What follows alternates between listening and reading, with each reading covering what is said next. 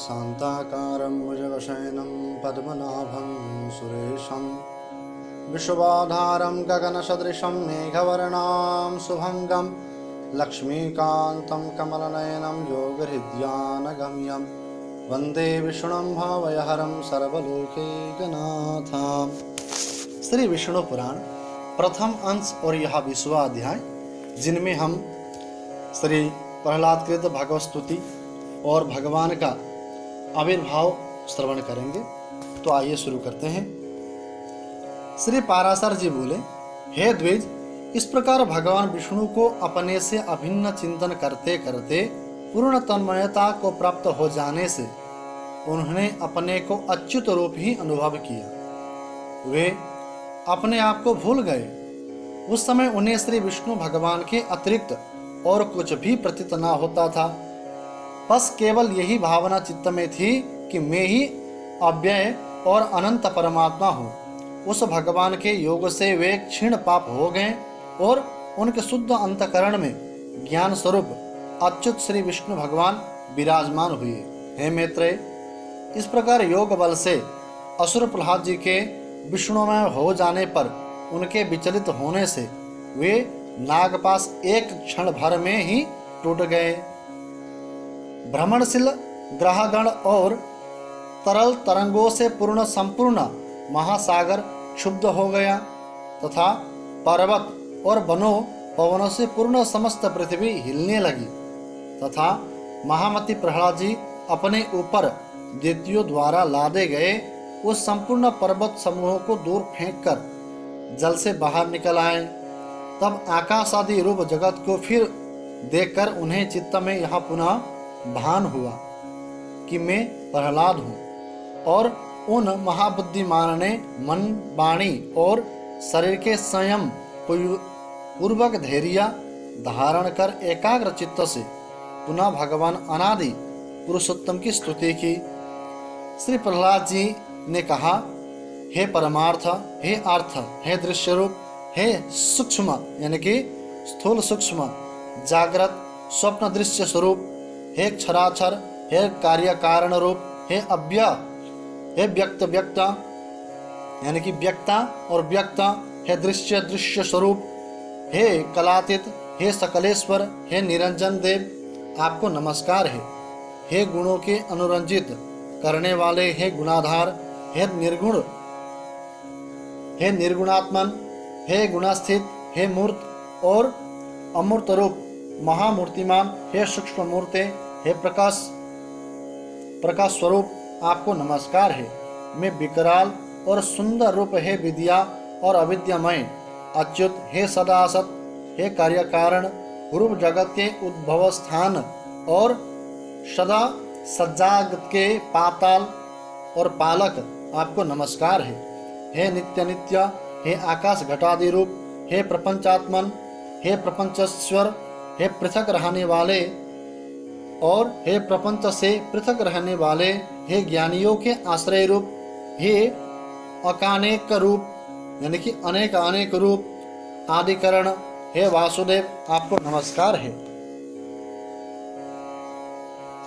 जो स्थूल सूक्ष्म रूप और स्फुट प्रकाशमय है, जो अधिष्ठान रूप से सर्वभूत स्वरूप तथापि वस्तुतः संपूर्ण भूतादि से परे है, विश्व के कारण न होने पर भी जिनसे यह समस्त विश्व उत्पन्न हुआ है, पुनः पुरुषोत्तम भगवान को नमस्कार है। श्री पाराशर जी बोले, उनके इस प्रकार तन्मयता पूर्वक स्तुति करने पर पीतम्बरधारी देवादिदेव भगवान हरि प्रकट हुए। हे द्विज, उन्हें सहसा प्रकट हुए देख वे खड़े हो गए और गदगद वाणी से विष्णु भगवान को नमस्कार है, विष्णु भगवान को नमस्कार है, ऐसा बारंबार कहने लगे। श्री प्रहलाद जी बोले, हे शरणागत दुखहारी श्री केशव देव, प्रसन्न होइए। हे अच्युत, अपने पुण्य दर्शनों से मुझे फिर भी पवित्र कीजिए। श्री भगवान बोले, हे प्रहलाद, मैं तेरी अनन्य भक्ति से अति प्रसन्न हूँ। तुझे जिस वर की इच्छा हो मांग ले। प्रहलाद जी बोले, हे नाथ, सहस्त्रों योनियों में से मैं जिसमें भी जाऊं उसी में ही, हे अच्युत, आप में मेरी सर्वथा अक्षुण्ण भक्ति रहे। अविवेकी पुरुषों की विषयों में जैसी अविचल प्रीति होती है, वैसे ही आपका स्मरण करते हुए मेरे हृदय से कभी आप दूर न हो। श्री भगवान बोले, हे प्रहलाद, मुझ में तो तेरी भक्ति है ही और आगे भी ऐसे ही रहेगी, किंतु इसके अतिरिक्त भी तुझे और जिस वर की इच्छा हो मुझसे मांग ले। प्रहलाद जी बोले, हे देव, आपकी स्तुति में प्रवृत्त होने से मेरे पिता के चित्त में मेरे प्रति जो द्वेष हुआ है, उन्हें उससे जो पाप लगा है वह नष्ट हो जाए। इसके अतिरिक्त उनकी आज्ञा से मेरे शरीर पर जो सहस्त्राघात किए गए, मुझे अग्नि समूह में डाला गया, सर्पों से कटवाया गया, भोजन में विष दिया गया, बांधकर समुद्र में डाला गया, शिलाओं से दबाया गया तथा और भी जो दुर्व्यवहार पिताजी ने मेरे साथ किए हैं, वे सब आप में भक्ति रखने वाले पुरुष के प्रति द्वेष न होने से उन्हें उनके कारण जो पाप लगा है, हे प्रभु, आपकी कृपा से मेरे पिता उससे शीघ्र ही मुक्त हो जाएं। श्री भगवान बोले, हे प्रहलाद, मेरी कृपा से तुम्हारी ये सब इच्छाएं पूर्ण होंगी। हे असुर कुमार, मैं तुमको एक बार और भी देता हूँ, तुम्हें जो इच्छा हो मांग लो। प्रहलाद जी बोले, हे भगवान, मैं तो आपके इस वर से ही कृतकृत्य हो गया कि आपकी कृपा से आप में मेरी निरंतर अविचल भक्ति रहेगी। हे प्रभु, संपूर्ण जगत के कारण रूप आप में जिसकी निश्चल भक्ति है, मुक्ति भी उसकी मुट्ठी में रहती है। फिर धर्म अर्थ काम से तो उसे लेना ही क्या है। श्री भगवान बोले, हे प्रहलाद, मेरी भक्ति से युक्त मेरा चित्त जैसा निश्चल है, उसके कारण तू मेरी कृपा से परम निर्वाण पद प्राप्त करेगा। श्री पाराशर जी बोले, हे मैत्रेय, ऐसा कहा भगवान उनके देखते देखते अंतर्धान हो गए और उन्होंने भी फिर आकर अपने पिता के चरणों की वंदना की। हे द्विज, तब पिता हिरण्यकश्यप ने जिसे नाना प्रकार से पीड़ित किया था, उस पुत्र का सिर सूंघकर आंखों में आंसू भरकर कहा, बेटा जीता तो है। वह महान असुर अपने किए पर पछताकर फिर प्रहलाद से प्रेम करने लगा और इसी प्रकार धर्मज्ञ प्रहलाद जी भी अपने गुरु और माता पिता की सेवा शुश्रूषा करने लगे। हे मैत्रेय, तदंतर नृसिंह रूप भगवान विष्णु द्वारा पिता के मारे जाने पर वे दैत्य के राजा हुए।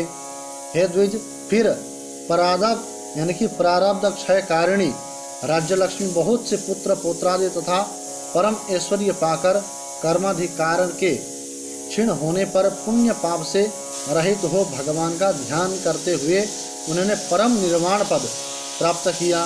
हे मैत्रेय, जिनके विषय में तुमने पूछा था, वे परम भगवत भक्त महामति दैत्य प्रवर प्रहलाद जी ऐसे प्रभावशाली हुए। उन महात्मा प्रहलाद जी के इस चरित्र को जो पुरुष सुनता है, उसके पाप शीघ्र ही नष्ट हो जाते हैं।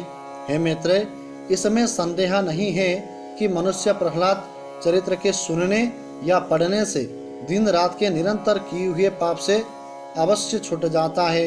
हे द्विज, पूर्णिमा, अमावस्या, अष्टमी अथवा द्वादशी को इसे पढ़ने से मनुष्य को योगादन गोदान का फल मिलता है।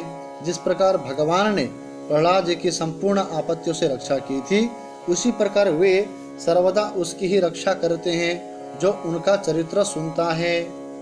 तो इसी के साथ यहाँ प्रथम अंश का 20वां अध्याय भी संपूर्ण होता है।